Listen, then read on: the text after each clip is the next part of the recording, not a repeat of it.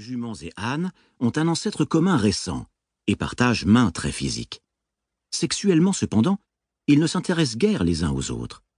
Ils s'accoupleront si on les y pousse, mais ils donneront des mules ou des mulets stériles. Les mutations de l'ADN de l'âne ne sauraient donc jamais se transmettre aux chevaux et inversement. Les deux types d'animaux sont considérés comme des espèces différentes, suivant des voies évolutives différentes.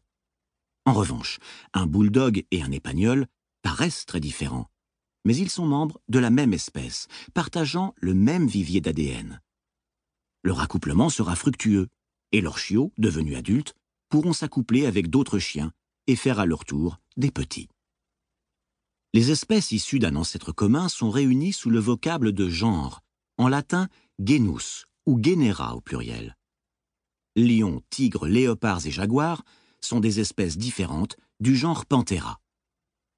Les biologistes baptisent les organismes d'un double nom latin, indiquant le genre suivi de l'espèce.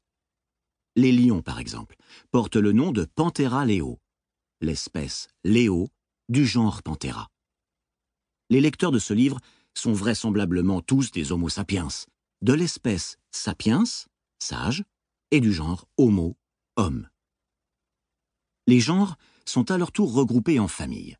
Ainsi des chats, lions, guépards, chats domestiques, des chiens, loups, renards, chacals, ou des éléphants, mammouths, mastodontes.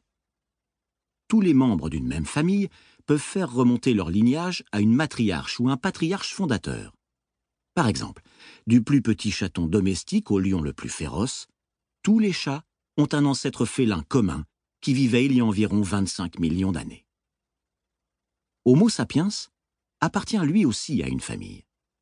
Un fait banal qui a été l'un des secrets les mieux gardés de l'histoire. Homo sapiens a longtemps préféré se croire à part des autres animaux, un orphelin sans famille, privé de frères et sœurs et de cousins, et surtout sans parents. Or, ce n'est pas le cas. Qu'on le veuille ou non, nous sommes membres d'une grande famille particulièrement tapageuse, celle des grands singes.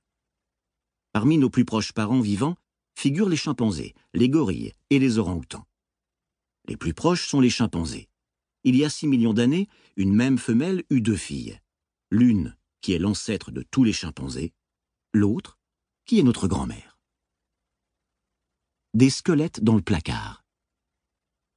Homo sapiens a caché un secret encore plus dérangeant. Non seulement nous avons pléthore de cousins peu civilisés, mais nous avions aussi jadis bon nombre de frères et sœurs. Nous avons pris l'habitude de nous considérer comme les seuls humains parce que, au cours des 10 000 dernières années, notre espèce a bel et bien été la seule espèce humaine dans les parages. Pourtant, le sens réel du mot « humain » est « animal appartenant au genre Homo ». Et il y a eu beaucoup d'autres espèces de ce genre, en plus d'Homo sapiens. De surcroît, on le verra dans le dernier chapitre du livre, dans un avenir pas si lointain, nous pourrions avoir affaire à des humains non sapiens. Afin de clarifier ce point, je précise que j'emploierai souvent le mot sapiens, sapiens au pluriel, pour désigner les membres de l'espèce Homo sapiens, et réserverai le mot humain à tous les membres existants du genre Homo.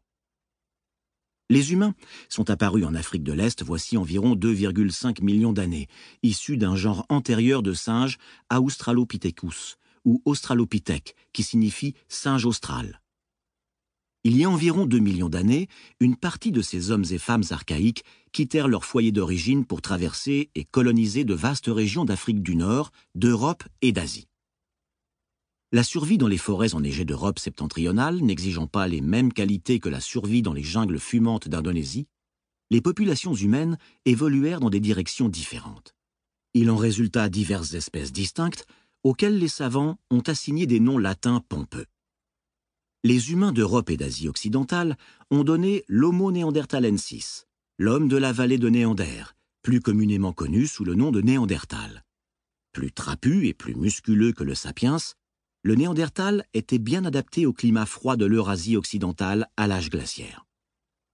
Les régions orientales de l'Asie étaient peuplées par l'Homo erectus, ou homme dressé, qui survécut près de 2 millions d'années, ce qui en fait l'espèce humaine la plus durable qui ait jamais vécu. Il est peu probable que ce record soit jamais battu, même par notre espèce.